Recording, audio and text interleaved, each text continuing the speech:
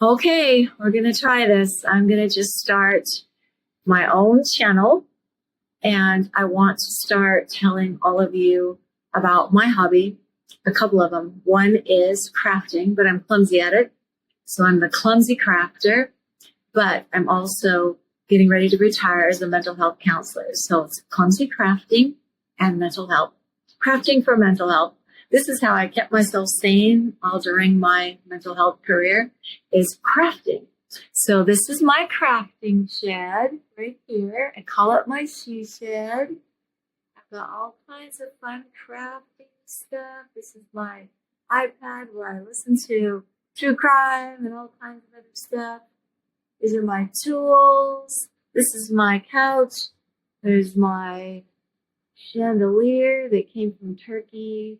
My husband's a flight attendant, so we get to go places. And there's an ugly box. And anyway, this is my she shed. It's out behind our house. And so what I've been working on is a pendant that I made out of polymer clay. And it's a technique called makumagane. And I will teach you guys all about that at some point. But this is how the pendant turned out. And this is how I've decided to put it together. I've got some pearls. These are called potato pearls. See how they're kind of flat on one side? These are actual real pearls right here. And I'm going to take them and just hang them from the sides of this beautiful chain. And go like that. And I'll put 4 on each side. So here's the other 4 over here. And I'm trying to use this craft wire. This is my favorite craft wire from Parawire. And I got this recommendation from this cute girl on the internet. And I'll let you know what it is, even if I have to put it on the video. She does all kinds of great stuff with craft wire, but she's the one that talks about using this wonderful craft wire from Parawire. And she's right.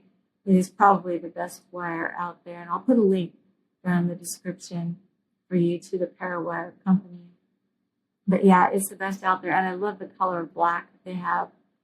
And so I needed black just because this needed some black to match this. So what I'm doing is I'm making my own head pins. And we'll talk more about what head pins are. For those of you that are beginners, a head pin has a head on one side, and then it's just a pin, and you can use it to put through things. And then we're going to go ahead. I see this one doesn't fit in this. Oh, why not fit? Maybe it does. So some of these I've had to get different pearls out of my stash, because some of the pearls have a different size hole. Pearls notoriously have small holes. Most of the gemstones do, because if they drill them too large, sometimes they break the stone. And so pearls and natural gemstones often have really small holes. See, we're able to get it through there. But this is, I'm making my own head pins right here, and I'll show you how I did that in just a minute. But then I'm going to take my tool here. This is round nose pliers. And the way that I'm going to make what's called a wrap loop is just bend it over the pliers, bend it over this way, and then you have to adjust the pliers like this. So you just twist it with your wrist, go over like this, and then use these pliers, which is the gut nose pliers, and then we're going to wrap it around here like this. And that's just a wrap loop. Now, this is clumsy. This is what I'm talking about. Clumsy Crafter. You know, you can watch other people on this channel on YouTube, and they make these beautiful, perfect, because they practice this before they ever get on a channel. They practice it over and over so that all you see is the perfection. But the truth is, when you try this stuff, it's going to look like this. It's not going to look perfect. It's going to look clumsy. And that's really the reality of it. Most of us are clumsy crafters, and I'm going to tell you that that's just okay. A lot of my stuff, I have sold my stuff before. There's little craft fairs in the park over here near my house, and every summer I would sell in the craft fairs. People like your stuff, and they buy it if they want it. If they don't, it's okay too, because I wear it, And I'm only doing this for my own mental health, truthfully. It just makes me happy. And I'm going to talk to you about that in a mental health capacity because self-care is really important. One of the things that people don't realize about self-care is how important it is, because whenever you take on a new responsibility in your life, what most people do is they let their self-care go, and that's detrimental to your health. What is really the best thing to do is when you take on a new responsibility in your life, you have to allow time for more self-care, not less. And that means that you've got to take on a new hobby or something, yoga or a massage or something. Because if you don't, you're going to go nuts with new responsibilities because comes new stress. And if you don't take care of yourself or your body and mind, people will break down. There's something called the stress index, and it's a study that's been around for probably as long as I've been around, which is 64 years, And the study was done many, many years ago. And what these scientists did is they just put a number value to all the different stressors that people have in their life.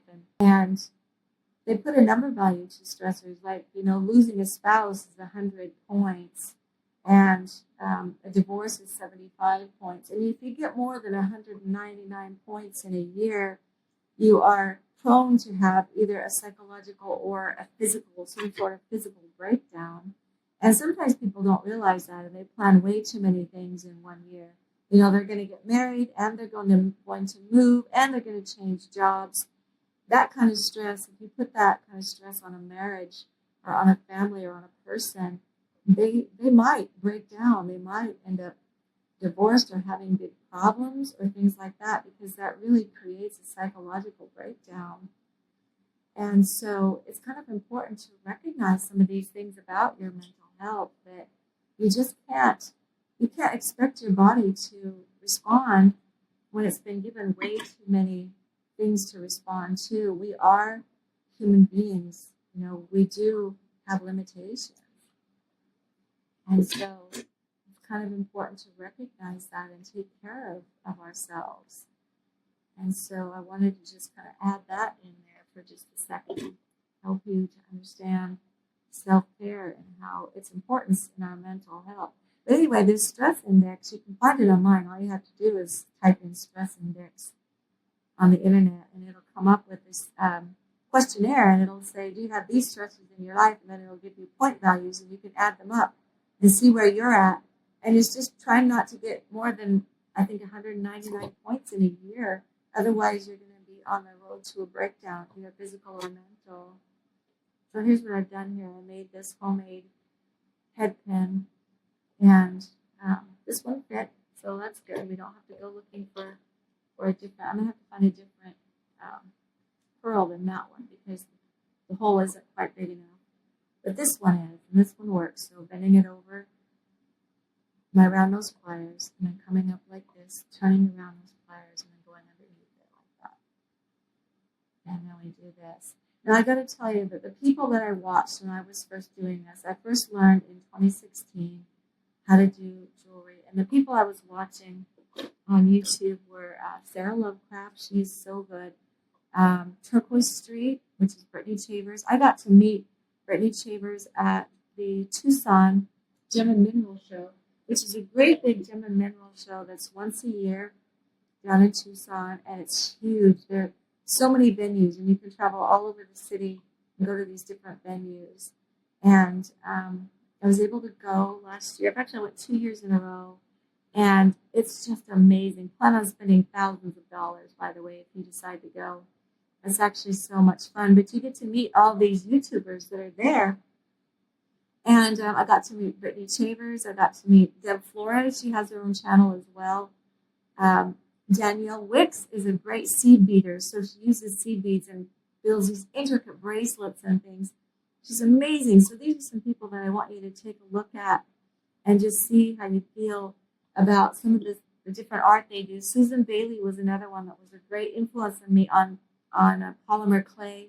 Donna Cato is another great polymer clay artist. And I'm going to do some polymer clay when I can for you. all my polymer clay. I can't leave it out here in the shed because the shed, I don't leave the air conditioner and heater on, so it's not climate controlled out here. So I take that into a different area. So I have to go, go through my paints and my clay and bring out here what I need. So I have to kind of actually bring that out here and plan it for you. But I can do that, and we can do some more makumagane. I'll show you how to do that, and show you what polymer clay is all about. So polymer clay is a clay that bakes in the oven on a real low temperature, and it goes from a clay to kind of a hard plastic. And you can make jewelry with it, and I'll show you how to make that, make pendants and fun things like that. So we got a lot of fun things that we get to do, and in the meantime, I'm going to be telling you about how to take care of your mental health every time that we meet. And we'll talk about dating, we'll talk about marriage, we'll talk about trauma. I've been primarily a trauma therapist from the time I started, and a lot of that had to do with taking care of my own trauma. So my career has been in the airline industry for all of the 90s. I was in the airline industry. I worked for Continental Airlines, and I was a trainer of new people coming into the company. And I loved that job. I loved being in front of people. I loved training them and giving them all kinds of new information. I still do a lot of training. I'm in Atlanta, Georgia, and I still do a lot of training of new people, or of mental health now. But I used to do training of new people in the airline industry. And 9/11, 2001, kind of ruined my airline career. So I got laid off. Of course, they weren't going to be needing new people for a while, because the airline industry was very uncertain back then. And so what I did is I went back to school. I had a bachelor's degree in psychology already. Went back to school, and I got a master's degree in clinical mental health. And my very first mentor told me that I could be the best therapist I could be if I could get myself in the very best space that I could be. One of my colleagues was very honest with me, and she said that I had a lot of trauma. And I did. I didn't get along well with my mother growing up. She had some of her own mental health issues, and I kind of was the target for some of her anger and some of the things that she didn't like about her own life. I was the target for her anger, and we had a very contentious relationship. And because of that, I didn't have any successful love relationships, and I was in my early 40s when I went back to school to get my master's degree. And so I had all this trauma and wasn't able to keep relationships together, and that wasn't going to make me good at helping people as a therapist. And so she suggested that I do a type of therapy called EMDR. It stands for Eye Movement Desensitization and Reprocessing. Long, stupid name. Psychologists always give things. But if you want to look it up and see what it's about, it's pretty amazing. And someone did that for me. And it literally desensitized my trauma in about an hour and a half. It desensitized my entire childhood. I got certified in EMDR, and I've been practicing it for 20 years with other people. And if you want to see what it's about, if you type in EMDR on YouTube, you can see people who've allowed themselves to be videotaped doing this therapy. And we don't know why it works. It's kind of like penicillin. It's discovered by accident. No one knows why it works, but it does. And it's been pretty amazing. And so that's what I've been practicing as a trauma therapist for the last 20 years, among other things. I mean, I still saw couples, I still saw individuals for just regular types of therapy, but that was my primary focus, was this EMDR. So that's what I've done, and I also got myself kind of taken care of, and the ways that it helped me was a couple of years later, I met my husband. We've been together for 17 years, married for 15. Together we have, between the two of us, we have 7 children. And at this point in our lives, we have 18 grandchildren. He's a twin, and we had a set of twins just born a year ago. So we have a lot of grandchildren, and we love them to death. The oldest one is 20, and the youngest one, this set of twins are just turned a year. And so we are blessed people. So the ways that you kind of know that you have trauma is if you really struggle a lot in your personal relationships and you find that you react and have a lot of triggers and you're what we call hypervigilant. Hypervigilance is where you're constantly looking for bad things to happen, waiting for bad things to happen, anticipating bad behavior in other people, very critical of other people, that kind of thing is called hypervigilance. And that comes from just having had really bad experiences as a child. And so you're constantly looking for bad experiences to happen to you.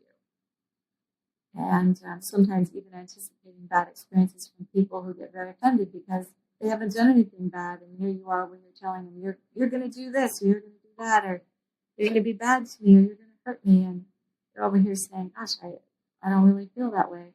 And they get pretty upset with you. And I'm sure that some of you have had those experiences. And that's called hypervigilance, just meaning that because we've had these bad experiences, we become hypervigilant. We become over vigilant to being hurt or taken advantage of, or whatever it is. So this is the last head pin I'm going to make here. I want that to look a little bit more like a flower. So I'm going to squish it a bit. So it looks more like a petal.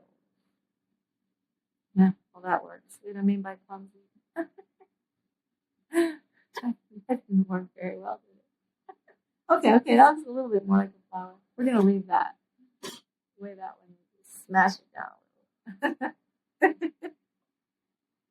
Okay, let's see if we can find one of these that has a big enough hole. Do our last dangle. Make it little dangles for this. Here we go.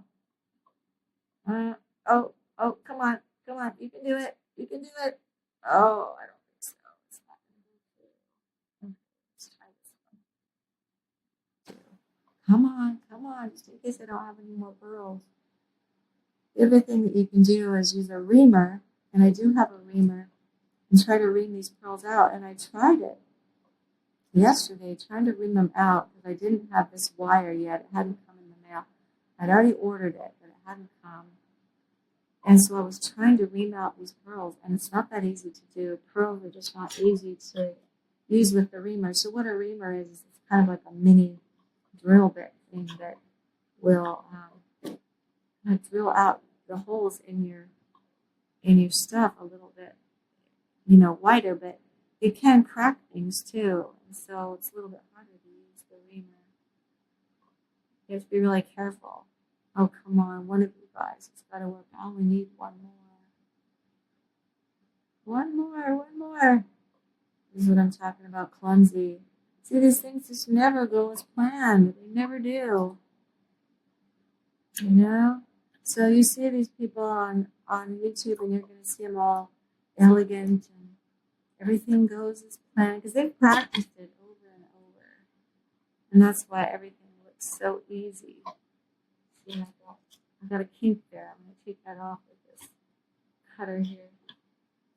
Oh, and I got lots of fun tools too, Got tools after tools. Sometimes people that I know I do jewelry will say to me, oh, I quit doing it and I have all these tools or I have all this stuff. Do you want it? And that's where I've acquired a lot of this stuff is from people who say that they've quit and they've given it to me. Now, I want to tell you about quitting is that sometimes, you need a break from something, from a hobby, or to go to something different. Like I went to resin for a little while. I've gone to painting. Oh, look at that. It's it. Yay! But then you come back to things, and I would never just give it away just because I know that you come back to things after a while. And that's normal. That's normal with your hobbies is to get tired of it and put it aside for a while and then come back to it. Now this one's going to be hard to do a wrapped loop because look at that teeny tiny piece of wire. Oh my gosh. Okay. We got 2 wraps. We're going to try and get 3 out of this. Oh my gosh, let me try my thinner pliers here. I love these Xeron pliers. It doesn't have it on it, but these are called Xeron pliers. And got these at Softflex company, this Softflex company. They're a small company in California. They've got some great stuff. And these Xeron pliers are one of the great things that they carry. I love that they have a pointy end like this because it's sometimes just exactly what you need. Oh, look at that. Look at that. It's going around. It's going around. Woohoo! Woohoo! Look at that. Oh my goodness. I'm gonna make it go all the way around. All the way. I did it. Look at that. I did it. We found one. Oh my goodness. Look at that. So we've got 2, 3, 4, 5, 6, 7, 8. And I'm just going to hang them kind of right here. I have to get I think I have them right here. Oh, here they are. So this I just got on Amazon. And it's just got all the different sizes. And these are the black. And you can get silver and gold and antique gold and copper. And these are, and you know, jump rings are really hard. This is called a jump ring. And jump rings are really hard to find good quality ones. And so when I got this container full, I was happy with the quality because they aren't always good quality. And if you can't get good quality jump rings, they come undone. And then when you're selling things to other people, then you get embarrassed because your jewelry falls apart, you know. And so you have to be really careful and get good quality jump rings. What this one has turned out, this particular type, and it's just an Amazon. It doesn't even have a name. It's just this little flower thing. And see, every one is a different size. And I've got them in every color. And they have actually turned out to be a good quality, and they're inexpensive. So there's some good quality jump rings there. So let me figure out what size I want to do. Just small jump rings and let it flounder there. That's probably what I'll do, is just the smallest jump ring right there. Like this. Let's see. So I'm just going to put these on. So the way that you do a jump ring is it has to be, you actually go sideways with the jump ring like this, so that it's the integrity of the circle. So I'm going to go, I think, right here. And put this little ding-a-ling on here. And then I have to close it back up. Oh my gosh, this is the part that I don't do well. This is what I'm talking about, clumsy. So what you want, though, is you want that jump ring to close completely. It needs to touch, it needs to kiss it. There it goes. So it's just kissing it, and it needs to have no gap. And that's our goal. No gap. So that matches this one over here. So this one over there on that side. Okay.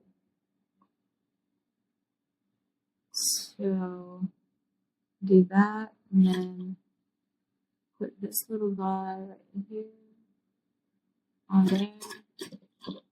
And then we need to bring this back.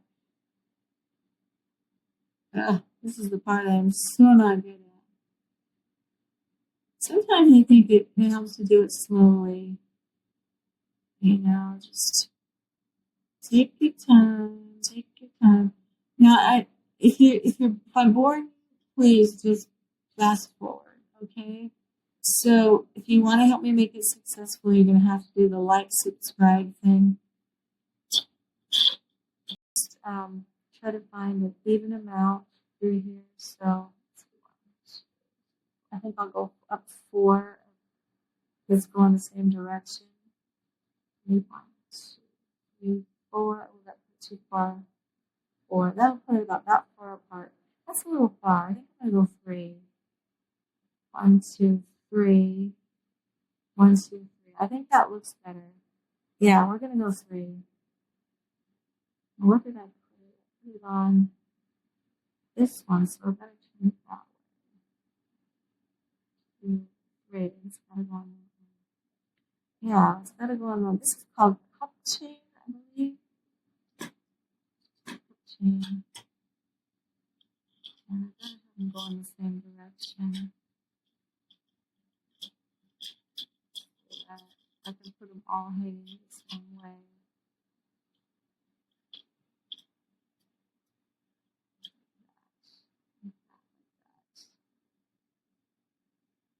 Okay, put some of these out here.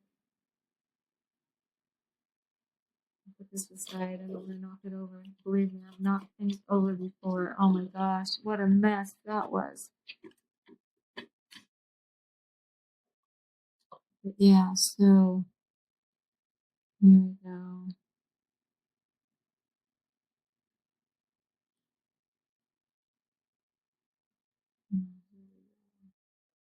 Open that up.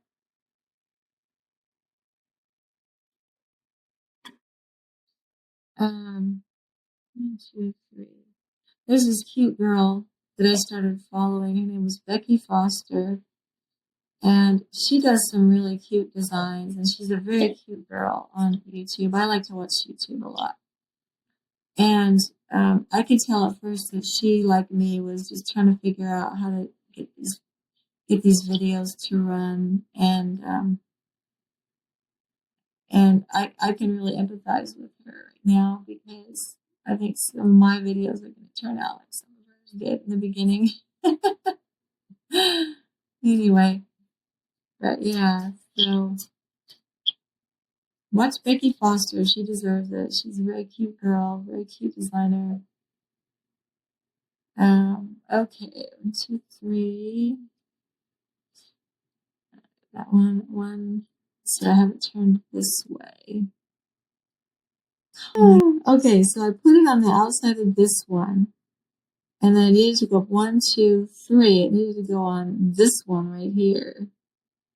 Oh, geez. Okay, well, somehow it's at least got to all be on the same sides or it's just going to be chaos. So let me try that again.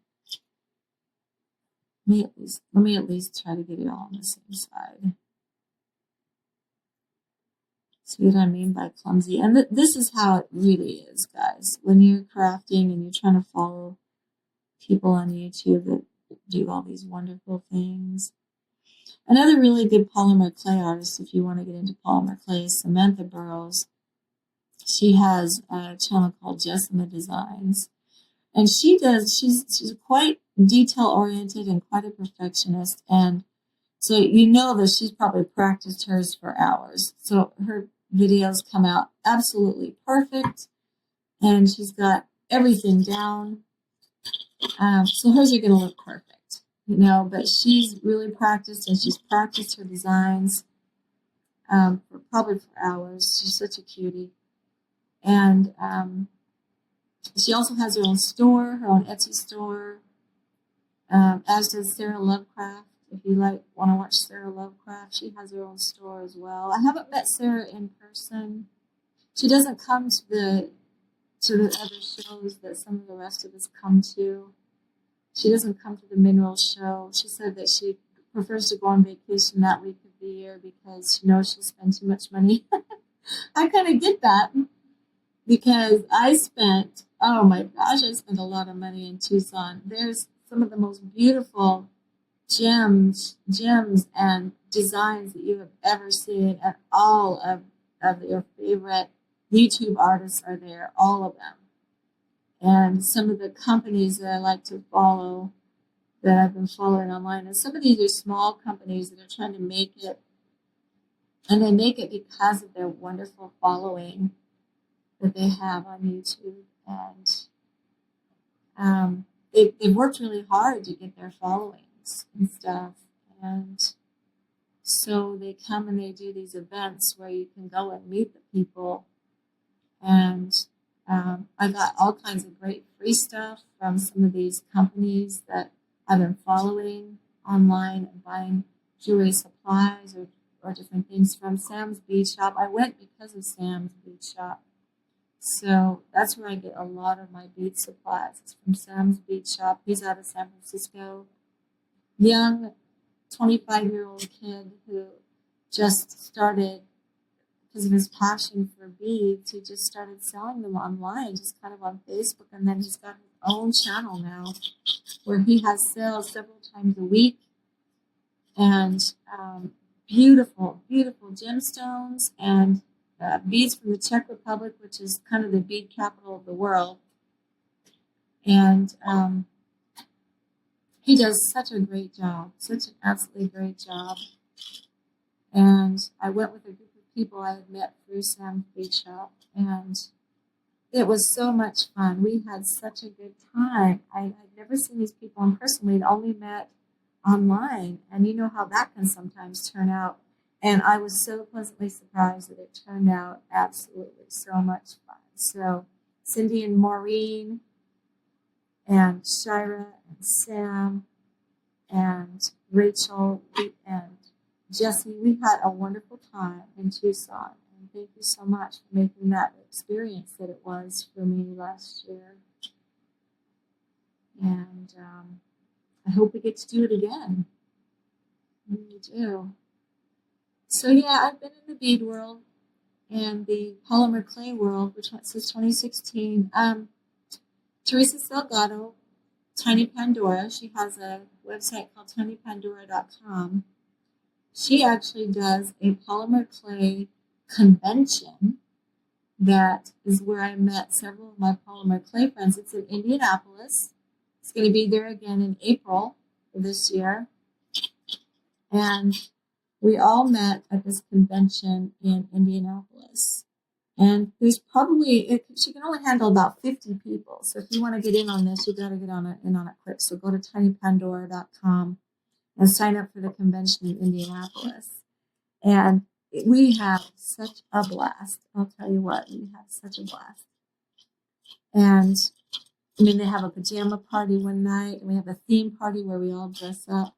But we learned how to do polymer clay stuff like this here, and so many other things. And she is a very, very gifted polymer clay artist.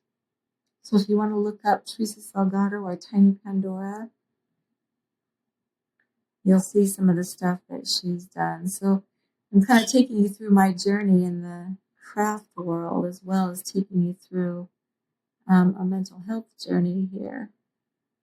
And so I think I'm finally getting this right, where I'm putting these on the same side, all of them on the same side. Not to say that they won't twist around. It probably will as I'm wearing it. It'll twist around. But at least if it twists around, they're all going to be on the same side. Oh, goodness. I lost that one. It's not closed yet. Look at that. It's not closed. So I've got to figure out how to get that back in my pliers here until it's closed. Oh, please, come on. Is it closed? Maybe it's closed. Nope, it's not. See, look at that. See this little gap right here? It'll fall off. And that's the kind of thing that when you're selling jewelry to people, you can't have these little gaps in there. It's got to be completely closed. Here we go. Okay, so that's what we've got so far. See what we got here. There. I think it's going to be cute. I think it'll be really nice. And I got to put this here. Two more here. So I'll just finish that up, and then I can bring you guys back when I have my finished necklace. It looks a little plain down here to me. It's almost like I need a rhinestone, like one right here. I need a rhinestone right here and over here. And I might add a rhinestone on there too, because it looks to me like it needs a rhinestone. So I'm going to do some things to this, and then I'll bring you back to show you what I decided to do for the finished part on this. And I like things that look like a combination of glitzy and grunge, so we'll see what you think when I get done with it, okay? So let me bring you up here. I'm not sure how this turned out. We'll see. This was my very first video, but I just want to tell you that there'll be more to come, and we'll see how it turns out, okay? See how you like it. You can go ahead and tell me in the comments what you liked about it, what you'd like to hear more of. If you have questions, they can be mental health questions. They can be craft questions. I'll try to answer them. I'm not as good at crafts as I am at mental health. 20 years versus 6 years. So actually 8 years. 8 years I've been crafting. So yeah, whatever you'd like to hear, just go ahead and let me know and we'll talk about it. Okay? All right. Talk to you soon. Bye-bye.